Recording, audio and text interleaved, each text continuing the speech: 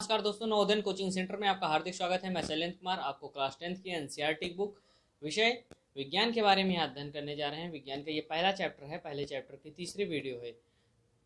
तीसरी वीडियो में हम यहाँ बात करते हैं, इस चैप्टर का नाम है केमिकल रिएक्शन एंड इक्वेशन।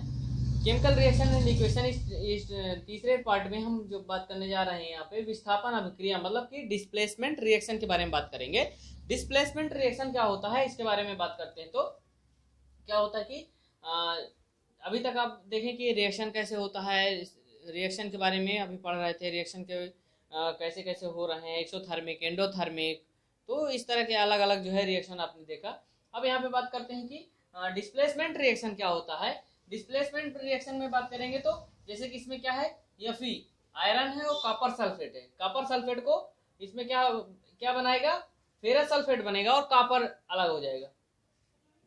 यहाँ पे क्या होता है, आपको बुक में दिया गया है कि एक जगह जो है कील लिया गया है कि एक कील को कॉपर सल्फेट में अगर डाला जाता है तो क्या होता है कि कॉपर सल्फेट को जो पहले कलर रहता है वो ब्लू कलर का रहता है, नीला कलर का रहता है। और इसके बाद कील डालने के बाद क्या होता है, उसका कलर अगर कोई भी आप उसको जो है देखेंगे बाद में, वो क्या होता है कि उसका जो भी कप में अगर या परख नली लिए हैं तो उसमें डालेंगे तो देखेंगे तो क्या हो जाता है कि उसका जो पहले रंग रहता है और कील डालने के बाद क्या होता है, कील का कलर चेंज हो जाता है। और जो कॉपर सल्फेट का विलयन रहता है वो भी क्या होता है, हल्का सा उसका जो है कलर जो है मलिन हो जाता है। और जो कॉपर सल्फेट नीला रहता है वो भी क्या होता है कि वही उसी कलर थोड़ा डाउन हो जाएगा, पहले नीला रहता है। और जो कील होती है उसमें उसका भी कलर चेंज हो जाता है, उसमें कॉपर सल्फेट की परत जैसे एक भूरे कलर की चढ़ जाती है उस तरह का।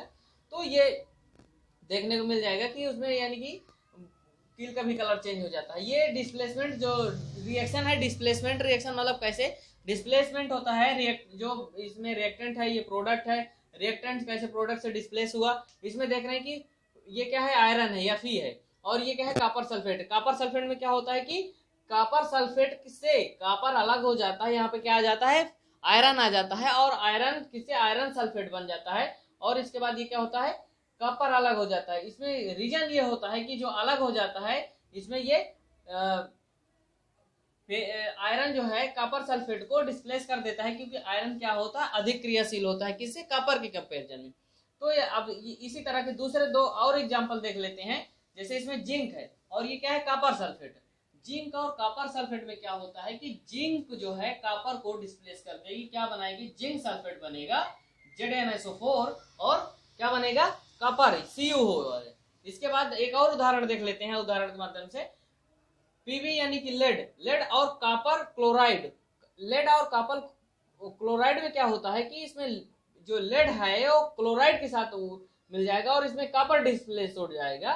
तो ये क्या हुआ कि इसमें जैसे देखें कि पहले देखें कि आयरन देखें और जिंक देखें और लेड देखें, इसमें क्या है, ये कॉपर से अधिक क्रियाशील है। कौन कौन, जिंक, लेड और आयरन, ये अधिक क्रियाशील होने से क्या होता है, ये कॉपर को उसके जो यौगिक होते हैं उससे क्या करते हैं, विस्थापित कर देते हैं, अर्थात की डिस्प्लेसमेंट कर देते हैं, उसको डिस्प्लेस दूसरी जगह वो दूसरे से अलग कर देते हैं उनको। ये तो रहा क्या, डिस्प्लेसमेंट रिएक्शन के बारे में बात कर रहे हैं। अभी तो हम ये अगर इसको एक और नाम दे सकते हैं, सिंगल डिस्प्लेसमेंट।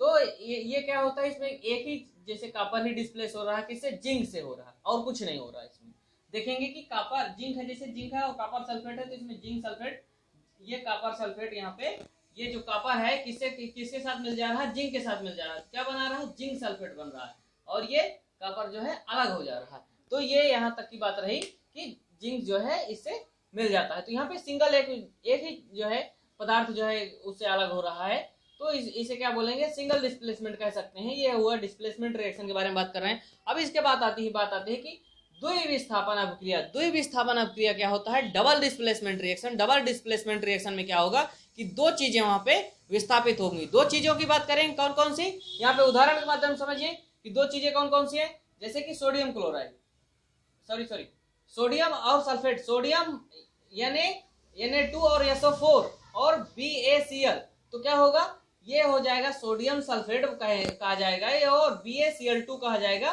बेरिलियम क्लोराइड कहा जाएगा। अब यहाँ पे ध्यान देने वाली बात ये है, सबसे बड़ी बात, कि देखेंगे कि यहाँ पे क्या है कि Na2 है, ये क्या है, सोडियम है, ये सल्फेट है, ये बेरिलियम है, ये क्लोराइड है। इसमें चार, ये दोनों यानी कि डबल डिस्प्लेसमेंट, मतलब दो डिस्प्लेसमेंट होगा, दोनों पदार्थों से डिस्प्लेसमेंट। कैसे? इसमें सोडियम से डिस्प्लेसमेंट होगा, इसमें बेरिलियम का। तो क्या बना दे रहा है, देखिए यहाँ पे बेरिलियम है, बेरिलियम सल्फेट बन जा रहा है। बेरिलियम ये किससे मिल जा रहा है? सल्फेट से मिल जा रहा है। और ये सोडियम किससे मिल रहा है? क्लोराइड से मिल रहा है। सोडियम क्लोराइड से मिल रहा है। तो ये क्या हो जाएगा? Sodium chloride. और ये क्या हो जाएगा? इसी तरह ये जो है सोडियम क्लोराइड और ये हो जाएगा बेरिलियम सल्फेट बन जा रहा है। किससे? सोडियम सल्फेट से बेरिलियम क्लोराइड से। फिर से डबल डिस्प्लेसमेंट रिएक्शन समझा दे रहे हैं। डबल डिस्प्लेसमेंट रिएक्शन में दो चीजों के, दो पदार्थों में आपस में डिस्प्लेसमेंट होते हैं। कैसे होते हैं? जैसे इसमें देख लीजिए, सोडियम सल्फेट है, सोडियम अलग हो जा रहा है किससे? क्लोराइड से मिल जा रहा है। और बेरिलियम किससे मिल जा रहा है? सल्फेट से मिल जा रहा है। तो बेरिलियम सल्फेट और सोडियम क्लोराइड बन जा रहा है। ये रहा आपका डबल डिस्प्लेसमेंट रिएक्शन। और डबल डिस्प्लेसमेंट रिएक्शन की बात करेंगे, इसमें क्या होता है कि वे अभिक्रियाएं जिनमें अभिकारकों के बीच आयनों का आदान प्रदान होता है उन्हें द्विविस्थापन अभिक्रिया कहते हैं। इसी चीज को अगर इंग्लिश में थोड़ा समझने की कोशिश करेंगे तो क्या होगा कि ऐसे रिएक्शन जिनमें क्या होता है, जिनके रिएक्टेंट्स जो होते हैं, ये रिएक्टेंट्स है, रिएक्टेंट्स के बीच में आपस में जो आयंस होते हैं उनका क्या होता है? आपस में एक्सचेंज होता है। तो उसी को क्या कहते हैं? डबल डिस्प्लेसमेंट रिएक्शन कहते हैं। इसके बाद करते हैं श्वेत रंग के पदार्थ का निर्माण। क्या होता है कि जब रिएक्शन होता है तो उसमें एक सफेद कलर का क्या होता है कि पदार्थ का निर्माण होता है। वो क्या होगा कि जल में ऐसा पदार्थ होगा कि जो मैटर होगा, पदार्थ मतलब मैटर, ऐसा मैटर होगा कि क्या होगा कि वो जल में अविलेय होगा, मतलब जल में नहीं मिलता है, ऐसा वो होता है। उसे क्या बोलते हैं? अवक्षेप कहते हैं। इंग्लिश में इसे प्रिसिपिटेट बोलेंगे, प्रिसिपिटेट इसे बोलेंगे। और एक चीज और इसमें होता है कि जिस अभिक्रिया में, मतलब कि ऐसे रिएक्शन में जिसमें अवक्षेप का निर्माण हो, मतलब कि प्रिसिपिटेट का निर्माण हो, उसे क्या बोलेंगे? अवक्षेपण अभिक्रिया कहेंगे, मतलब प्रिसिपिटेशन रिएक्शन कहा जाएगा। किसमें? जिसमें कि प्रिसिपिटेट का, ऐसे रिएक्शन जिसमें प्रिसिपिटेट का निर्माण होता है, मतलब कि अवक्षेपण का निर्माण होता है। तो यहाँ पे आप क्या देख रहे हैं कि डबल डिस्प्लेसमेंट रिएक्शन होता है। डबल डिस्प्लेसमेंट रिएक्शन के क्या होता है कि ये जो कॉमन बात कही गई है कि कोई भी रिएक्शन हो जिसमें भी प्रिसिपिटेट बन रहा हो उसे प्रिसिपिटेट रिएक्शन भी कहा जाता है। आगे आते हैं, हम बात करते हैं यहाँ पे उपचयन। उपचयन को इंग्लिश में बोलते हैं क्या? ऑक्सीडेशन। और अपचयन को बोलते हैं रिडक्शन। तो ऑक्सीडेशन क्या होता है, रिडक्शन क्या होता है, इसको हम आगे सीरियल से पढ़ते हैं। देखिए क्या होता है कि ऑक्सीडेशन, जब ऑक्सीडेशन होता है क्या होता है कि ऑक्सीजन की वृद्धि होती है। और जब अपचयन मतलब रिडक्शन होता है तो उसमें ऑक्सीजन की कमी होती है। जब किसी पदार्थ में ऑक्सीजन की वृद्धि हो तो ऑक्सीडेशन, जब किसी पदार्थ में ऑक्सीजन की कमी हो तो रिडक्शन। इसको हम उदाहरण के माध्यम से समझते हैं, एग्जाम्पल के मतलब माध्यम से समझते हैं। ऑक्सीडेशन क्या होता है, रिडक्शन क्या होता है, कैसे ऑक्सीजन की वृद्धि होती है, कैसे जो है उसमें ऑक्सीजन की कमी होती है। इसमें ये देख लीजिए कि कॉपर और ऑक्सीजन को जब हीट दिया जाता है तो क्या है? कॉपर ऑक्साइड बनता है। कॉपर ऑक्साइड देखेंगे 2CuO2 को तापन में जब क्या ताप दिया जाता है, हीट दिया जाता है तो क्या होगा? 2CuO बनता है। 2CuO कॉपर ऑक्साइड बनेगा। और ये इसमें क्या होगा? इसे ऑक्सीडेशन कहा जाएगा। क्यों? क्योंकि आप देख रहे हैं कि कॉपर किसके साथ जुड़ रहा है? ये कॉपर है, ये ऑक्सीजन है। कॉपर किसके साथ जुड़ रहा है? ऑक्सीजन के साथ। जब ऑक्सीजन की वृद्धि हो रही है, जुड़ रहा है, तो क्या हो जाएगा? ऑक्सीडेशन कहा जाएगा। यहाँ पे क्या हो रहा है? कॉपर ऑक्साइड और H2O ये रिएक्टेंट्स जब मिलते हैं और हीट किया जाता है ये हाइड्रोजन गैस को, तो क्या बनाते हैं? कॉपर अलग हो जाता है और हाइड्रोजन किसके साथ मिल जाता है? O2 के साथ मिल जाता है और H2O बनाता है। वो तो यहाँ ऑक्सीजन साथ मिलता है तो H2O बनता है, मतलब कि कॉपर अलग और H2O अलग हो जाता है। तो यानी कि यहाँ पे क्या देख रहे हैं? कॉपर से ऑक्सीजन क्या हो रहा? अलग हो रहा है। जब तो कमी हो रही, तो यहाँ पे क्या होता है? ये रिडक्शन कहा जाएगा। तो इसी चीज को और अच्छे समझने के लिए आगे बताते हैं कि इसी में एक चीज आती है रेडॉक्स रिएक्शन किसे कहते हैं। तो इसके बारे में बात करते हैं कि ऐसे रिएक्शन जिसमें क्या है, दोनों घटनाएं घट रही हो, मतलब कि ऑक्सीडेशन भी हो रहा और रिडक्शन भी हो रहा, उन रिएक्शनों को क्या कहा जाएगा? ऐसे अभिक्रियाओं को या रिएक्शनों को क्या कहा जाएगा कि रिडक्स रिएक्शन भी कहा जाता है, या अपचयन या उपचयन या ऑक्सीडेशन या रिडक्शन रिएक्शन कहा जाएगा। तो इसमें कैसे होता है इसको ध्यान समझ लीजिएगा। जैसे कि CuO कॉपर ऑक्साइड और H2 हाइड्रोजन जब मिलते हैं तो क्या होता है? कॉपर बनता है और H2O बनता है, मतलब कि जल का निर्माण होता है और कॉपर अलग हो जाता है। तो यहाँ पे एक जगह देख रहे होंगे कि क्या हो रहा है कि जब कॉपर ऑक्साइड के साथ ऑक्सीजन अलग हो रहा है तो इसे क्या बोला जाएगा, यहाँ पे सिंगल कॉपर बन जा रहा है, तो ये जो हो रहा है ये इसे रिडक्शन कहा जाएगा।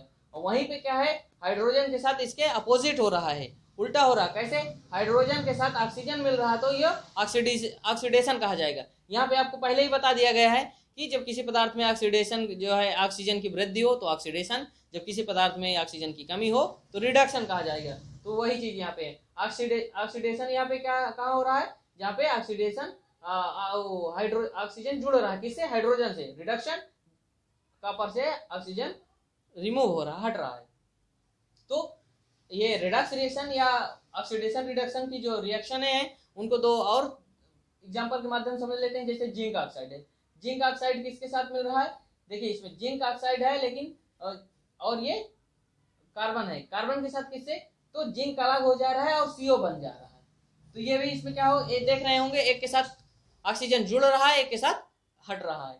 यहाँ पे MnO2 है और 4HCl है, यहाँ पे देखेंगे MnCl हो रहा है और यहाँ क्या हो रहा है कि इसमें से Mn से O गायब हो जा रहा है, तो यहाँ पे क्या जुड़ रहा है, Cl जुड़ रहा है और यह Cl से क्या हो रहा है, H2O बन रहा है और Cl का निर्माण हो रहा है। तो ये आपने देखा कि इसका रिडक्स रिएक्शन का एग्जाम्पल थे। क्या अब इसके अगली जो हेडिंग आती है वो क्या है कि क्या आपने दैनिक जीवन में ऑक्सीडेशन अभिक्रियाओं के प्रभाव को देखा है, मतलब कि ऑक्सीडेशन की जो अभिक्रियाएं होती हैं, जो उसमें रिएक्शन होता है, उस रिएक्शनों के प्रभाव इफेक्ट को देखे हैं। उस इफेक्ट को देखेंगे तो बहुत नॉर्मल सी चीज है कि आप जानते होंगे कि संक्षारण क्या होता है, मतलब कोरोजन को क्या होता है। जैसे कि आप देखे होंगे कि लोहा पड़ा रहता है बाहर, जंग लग जाता है तो वो क्या होता है, उसमें ऑक्सीडेशन होता है। क्यों, क्योंकि जब बाहर खुले में पड़ा रहेगा तो उसमें ऑक्सीजन और जो नमी है, मॉइस्चर है, वो सब चीज से मिलता रहेगा, जिसकी वजह से उसे कोरोजन होता रहता है और एक समय आएगा कि लोहा नष्ट हो जाएगा। तो इसमें देखेंगे कि संक्षारण क्या होता है, कोरोजन क्या होता है, लोहा, चांदी और तांबा के जैसे ये इसमें क्या होता है, खुले समय जब बाहर ऐसे खुले में रख दिया जाएगा, या तो इसमें एक बात कही जाती है कि जब धातु अम्ल और आर्द्रता के संपर्क में आते हैं तो क्या होता है, वो संक्षारित होते हैं। उनमें क्या होता है कि जैसे ऑक्सीडेशन होता है और जिसके वजह से क्या होता है कि उनमें एक परत टाइप चढ़ जाती है, वो परत धीरे धीरे उसको खत्म करने लगती है। जैसे कि लोहे जो है जंग अगर लग जाता है तो धीरे धीरे लोहे को बर्बाद कर देता है। तो ये क्या, किसका इफेक्ट देख रहे हैं, ऑक्सीडेशन का, उपचयन का हिंदी में बोलेंगे, उपचयन बोलते हैं कि ऑक्सीडेशन रिएक्शन का इसमें इफेक्ट क्या है, कोरोजन के देखे हैं। और इसके बाद बात करेंगे कि अगली जो हेडिंग है हमारी है विकृत गंधिता। विकृत गंधिता किसे कहते हैं कि इसको इंग्लिश में बोलते हैं रैंसिडिटी। विकृत गंधिता के नाम से भले आपको इसको ना समझ पा रहे हो, लेकिन और इसके जो मैटर है वो आप बहुत अच्छे से परिचित होंगे, जानते भी होंगे। विकृत गंधिता या रैंसिडिटी कहा जाता है ये। और इसमें क्या होता है, विकृत गंधिता, रैंसिडिटी क्या होती है। विकृत गंधिता में क्या होता है, जो खाद्य पदार्थ होते हैं, जो तैलीय पदार्थ होते हैं, वो क्या होते हैं कि बाहर कुछ दिन या कहीं भी अगर रख देते हैं तो क्या होता है, कुछ समय बाद उनका जो है स्वाद है, गंध है, बेकार हो जाती है। तो इसमें बात करते हैं जो वसा युक्त या तैलीय पदार्थ, जो फैटी वो होते हैं या जो ऑयली होते हैं, जो भी मटेरियल्स, जो भोजन होते हैं खाने लायक, तो क्या होते हैं कि लंबे समय तक रखने पर क्या होता है, उनका जो स्वाद होता है और गंध होती है बदल जाती है। उनकी जो महक होती है और जो स्वाद होता है, टेस्ट होता है, वो क्या होता है, बदल जाती है।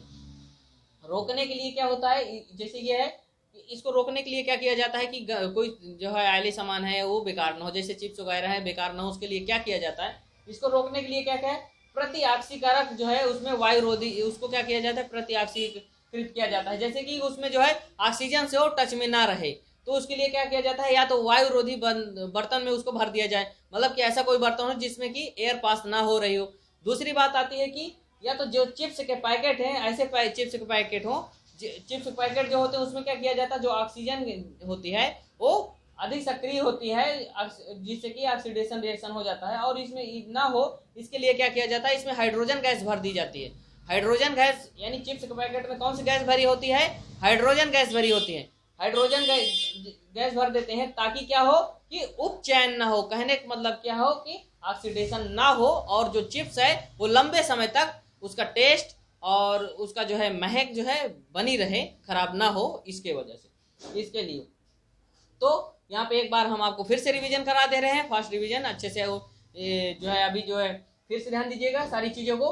पहले देखेंगे डिस्प्लेसमेंट रिएक्शन। डिस्प्लेसमेंट रिएक्शन में क्या होता है कि जो रिएक्टेंट होते हैं और प्रोडक्ट जो बनते हैं उसमें क्या होता है कि एक जो रिएक्टेंट होते हैं उनमें आपस में एक्सचेंज होते हैं पदार्थों के बीच में। वो क्या होता है कि इसमें देखेंगे कि जैसे कि कॉपर सल्फेट है, कॉपर सल्फेट क्या होता है फेरस से जुड़ जाता है और ये जो है, और इसके बाद कॉपर अलग जो हो रहा है, ये क्या है कहा जाएगा डिस्प्लेसमेंट रिएक्शन कहा जाएगा। और इसी में बात करते हैं कि ये सिंगल डिस्प्लेसमेंट इसको भी कह सकते हैं।